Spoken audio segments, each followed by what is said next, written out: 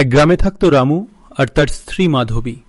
মাধবী ছিল এক আদর্শ বাঙালি ঘরের মেয়ে, শান্ত, স্নেহময়ী আর সততার প্রতীক। আজ রাস্তায় অদ্ভুত কিছু ঘটল। একটা সোনার হার কুড়িয়ে পেলাম, মনে হচ্ছে নিজের কাছে রাখি। না রে রামু, এ হার আমাদের নয়। অন্যের জিনিস ঘরে আনলে শান্তি পাওয়া যায় না। সততাই আমাদের আসল সম্পদ। চল, এটা মালিককে ফেরত দিই। রামু হার মালিককে ফেরত দেয়। তুমি আজকালকার যুগে বিরল এক মানুষ। এই সততার পুরস্কার তোমাদের প্রাপ্য। আসলে আমার স্ত্রী আমার পথ প্রদর্শক। সেই আমাকে শিখিয়েছে অসততায় সুখ নেই। দেখলে তো, আমি বলেছিলাম সততার ফল সব সময় মিষ্টি হয়।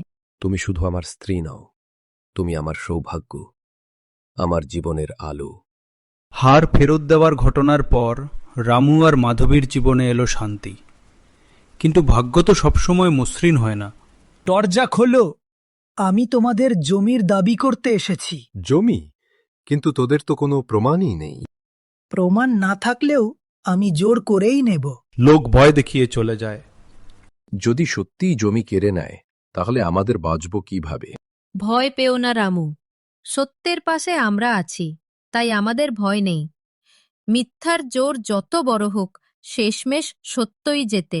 তারপর মাধবী গ্রামবাসীদের ডেকে বলছে, ভাই বোনেরা, তোমরা সবাই জানো এই জমি আমাদের পিতৃপরিচয়ের প্রতীক। অন্যায়ভাবে কেউ যেন এটা ছিনিয়ে নিতে না পারে। গ্রামবাসী সবাই একজোট হয়। অপরিচিত লোক আবার আসে জমি দখল করতে, কিন্তু গ্রামের সবাই একত্রিত হয়ে তাকে তাড়িয়ে দেয়। আজকে তোমরা বেঁচে গেলে। আজ যদি তুমি না থাকতে আমি হাল ছেড়ে দিতাম। আমি শুধু তোমার স্ত্রী নই, আমি তোমার সঙ্গী।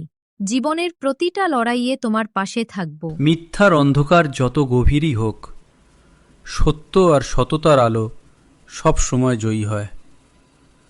আর সেই আলো জ্বালিয়ে রাখে একজন স্নেহময়ী, সাহসী স্ত্রী।